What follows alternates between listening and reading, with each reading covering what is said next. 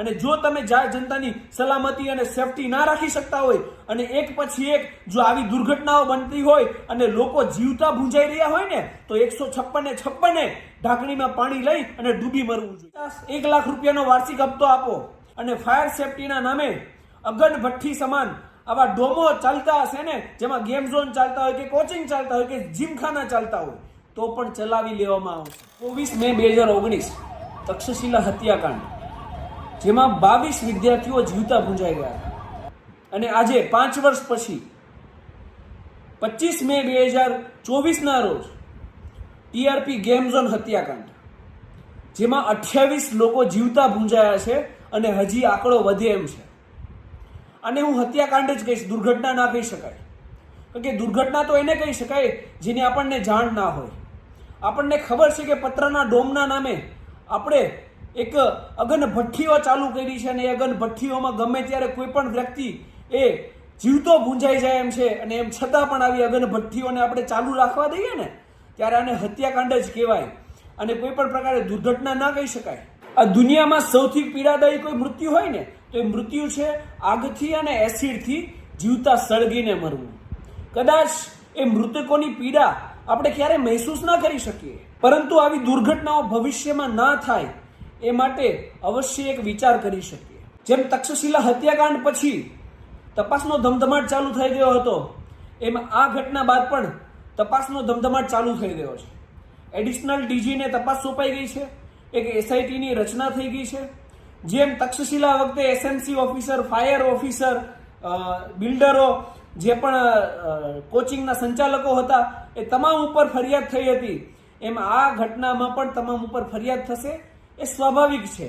પણ એ ઘટનામાં પણ એક નેતા જેની ભલામણથી આ એક અગન ભઠ્ઠી સમાન ડોમ ચાલુ થયો હતો ને, એ નેતાનું નામ કોઈ જગ્યાએ નહોતું આવ્યું અને મને 100% ખાતરી છે આ પણ ઘટનાની અંદર કોઈ નેતાની ભલામણ વગર, કોઈ પણ ફાયર સેફટી વગર, કોઈ પણ પ્રકારની પરવાનગી વગર આ અગન ભઠ્ઠી સમાન જે ગેમ ઝોનનો ડોમ ચાલુ થયો હતો ને એ કયા નેતાની ભલામણથી થઈ હતી ને તપાસમાં ક્યારેય બહાર નહીં આવે।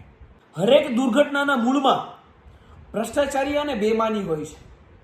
જે ફાયર સેફટી હોય, ચાહે ફૂડ સેફટી હોય, ચાહે રોડ સેફટી હોય કે અન્ય કોઈ પણ વસ્તુ હોય, અહીંયા એક પેટર્ન ચાલે છે ખાસ કરીને નગરપાલિકા, મહાનગરપાલિકાઓમાં કે તમે 25-50-1 લાખ રૂપિયાનો વાર્ષિક હપ્તો આપો, પછી ફૂડ સેફટીના નામે તમે ઝેર પણ લોકોને વેચશો તો ચાલશે, રોડ સેફટીના નામે મોટા મોટા ખાડાઓ રોડમાં હશે તો પણ ચાલશે, અને ફાયર સેફટીના નામે અગન ભઠ્ઠી સમાન આવા ડોમો ચાલતા હશે ને, જેમાં ગેમ ઝોન ચાલતા હોય કે કોચિંગ ચાલતા હોય કે જીમખાના ચાલતા હોય તો પણ ચલાવી લેવામાં આવશે।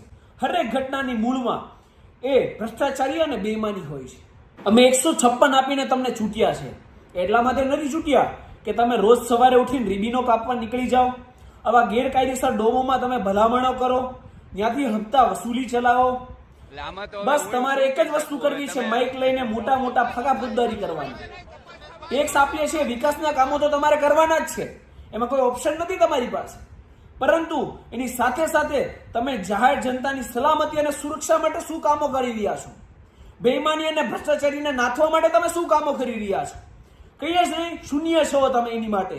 અને જો તમે જાહેર જનતાની સલામતી અને સેફટી ના રાખી શકતા હોય અને એક પછી એક જો આવી દુર્ઘટનાઓ બનતી હોય અને લોકો જીવતા ભૂંજાઈ રહ્યા હોય ને તો 156 ઢાંકણીમાં પાણી લઈ અને ડૂબી મરવું જોઈએ। તમારી એ નૈતિક જવાબદારી છે કે તમે જાહેર જનતાની સુરક્ષા અને સલામતી રાખો અને બેઈમાની અને ભ્રષ્ટાચારી ઉપર અંકુશ ચલાવો। તક્ષશિલા હત્યાકાંડમાંથી તમે શીખ્યા નહોતા તો આ બીજો એક હત્યાકાંડ અમારી સામે આવે છે। તમે જાહેર જનતાની જીવની વેલ્યુનું કેટલું આંકલન કરી રહ્યા છો? અને મને તો શરમ આવે છે તમારી આ વાત જોઈને કે મૃતકોને તમે 4 લાખની સહાયનો લોલીપોપ પકડાવો છો, જ્યારે તમે વિકસિત દેશો હારે તમારી તુલના કરો છો। અમેરિકામાં જ્યારે કોઈ એક વ્યક્તિને 1 વર્ષની ખોટી સજા પણ થાય ને, નિર્દોષ હોય તો એને $50,000 સુધીનું કમ્પન્સેશન આપવામાં આવે, જે 50 લાખ રૂપિયા થાય 1 વર્ષની કિંમત।